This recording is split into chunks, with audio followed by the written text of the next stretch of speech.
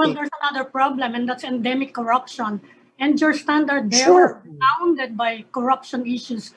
What's your comment about all these charges that he is re, uh, rewriting history, revisionist history? Well, didn't we rewrite history after EDSA? We did. Textbooks will prove. And you know, I saw also some civics textbooks na sino si ganito, ganito, naming a past political figure, one trying to be cutesy.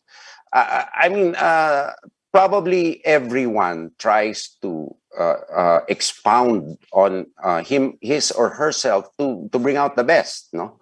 But everybody probably, we know, even EDSA tried to rewrite history, and history will only be known, the truth of the betterment or worse conditions will only be known after a passage of time, when people have had the objectivity already necessary to review a particular political epoch or era in our political development.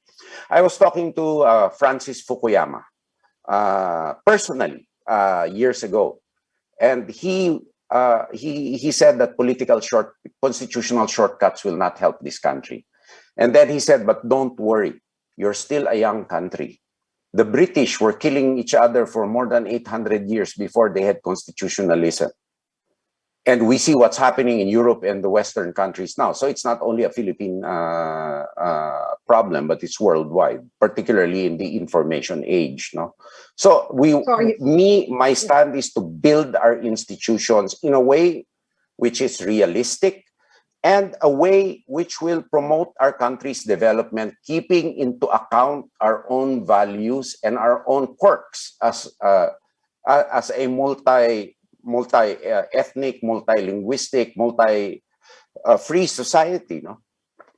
But what do?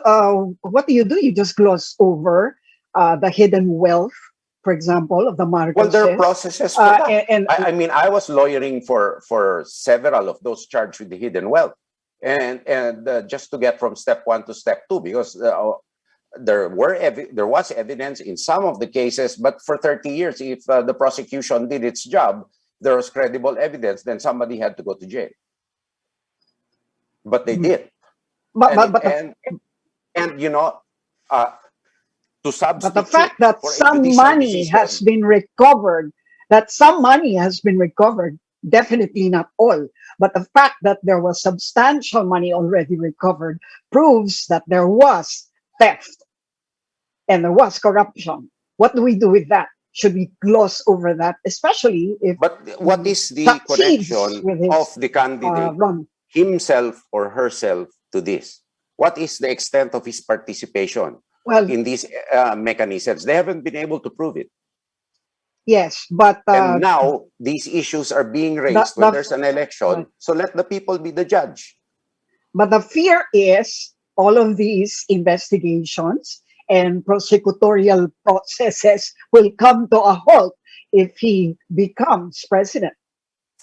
But there were 30 years of that.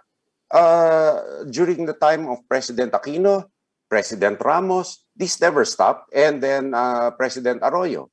The PCGG was there for the longest period of time, but no conviction has been gotten by them. They even seconded prosecutors. But with Sandigan justices who were appointed by President Aquino, but saw through the fairness of the processes. And they could have fast-tracked the cases, but they did not on constitutional grounds. I was there because I was an assistant to Estelito Mendoza. But how to explain the fact that we have recovered billions in legally declared ill-gotten wealth, but we haven't convicted a single person who did the... Well, that's the fault of the prosecution. I was a defense lawyer the whole time. We did our job. They should do theirs.